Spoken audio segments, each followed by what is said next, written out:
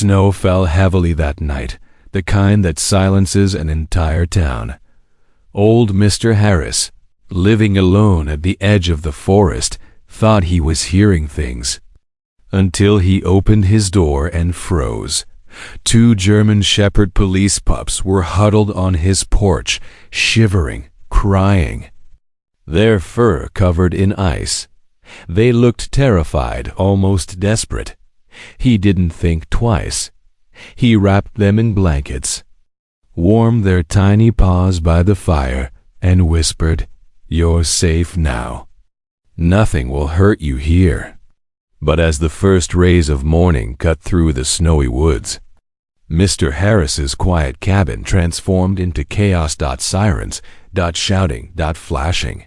Red and blue lights. A full police tactical team surrounded his house, guns drawn. Vehicles blocking every path. One officer yelled, "Sir, step outside with your hands up. We need those dogs now." But why? What secret were the pups carrying? And how did an old man's act of kindness turn into a police emergency? The truth would shake the entire town. Before we start, make sure to hit like, share, and subscribe. And really, I'm curious, where are you watching from? Drop your country name in the comments. I love seeing how far our stories travel. The wind howled against the cabin walls as Mr. Harris stirred his evening tea. Snow drifted past the frosted windows in thick swirling sheets, one of the worst winter storms the mountain had seen in years. He shuffled toward the fireplace, ready to settle in, when a faint sound cut through the storm, a cry, short, sharp, desperate. He paused. "No, must be the wind," he muttered. But then it came again, 2 trembling whimpers, almost too soft to hear. Heart pounding, he opened the front door, and the icy wind slapped his face instantly. There, on his porch, huddled together like 2 shaking shadows, were 2 German Shepherd pups.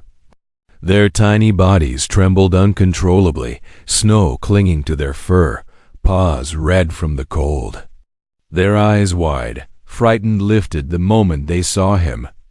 "Oh, dear Lord," Mr. Harris whispered, dropping to his knees.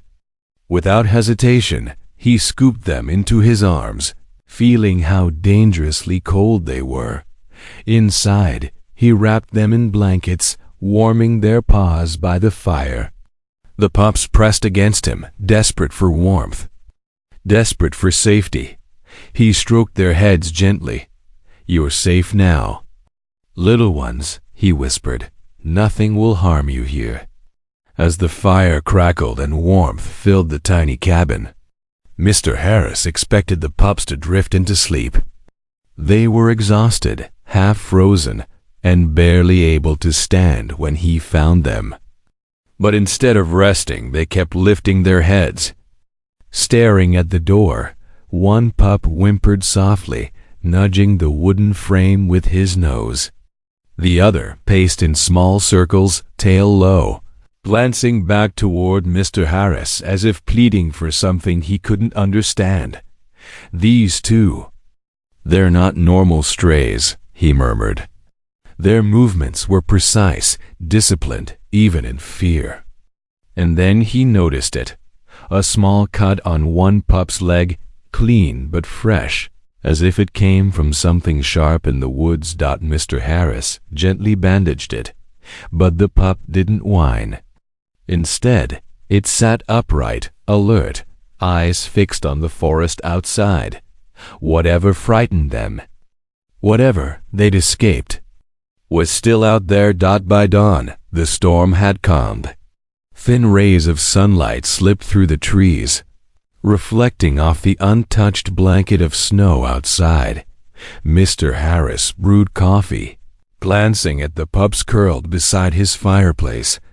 For the first time since he found them, they slept soundly, but then a distant rumble. At first, He thought it was thunder.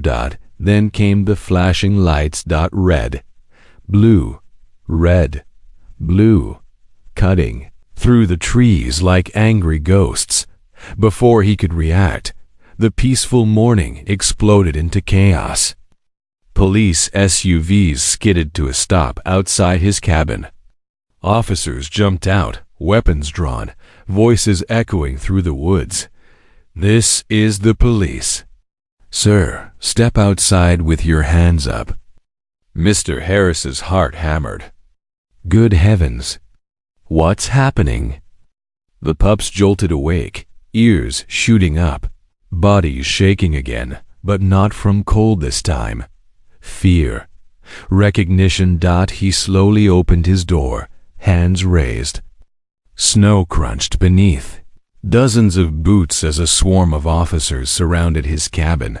One officer pointed directly at him. "Where are the dogs, sir?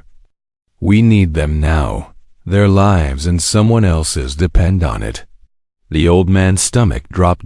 What had he taken in last night?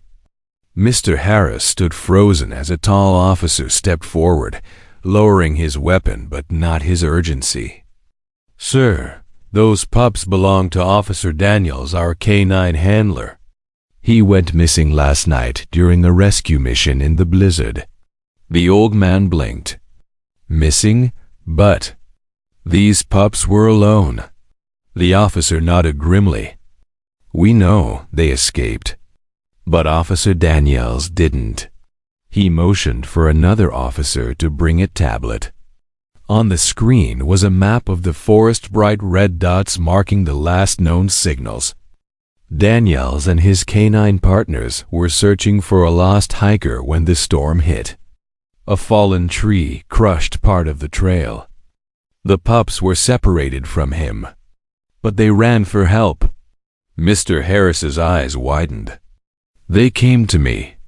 "Yes," the officer said softly. "And they were trying to lead someone back.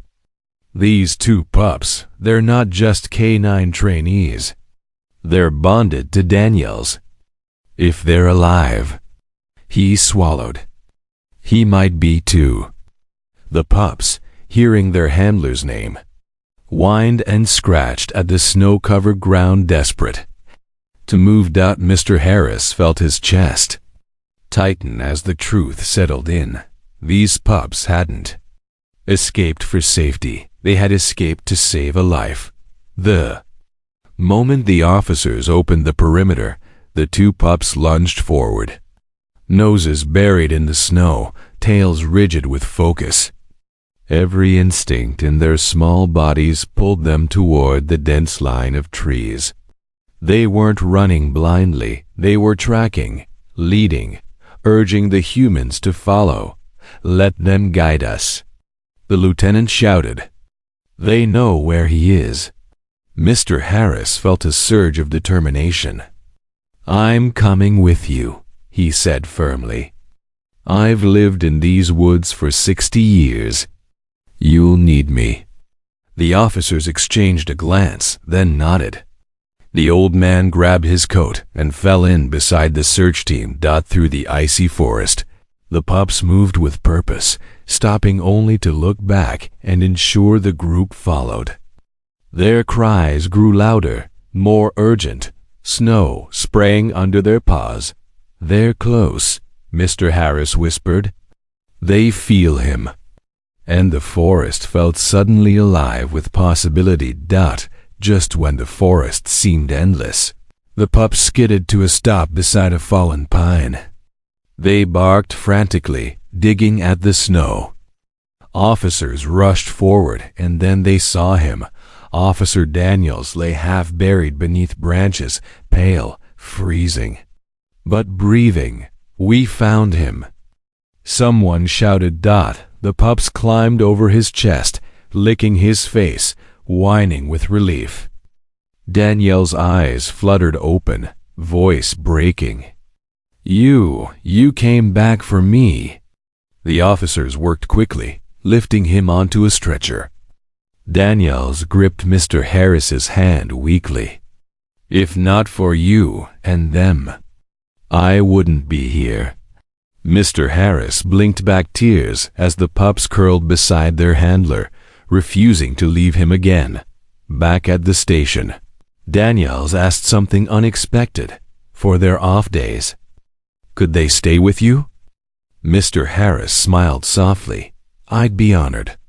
And so began a new family, born from a storm.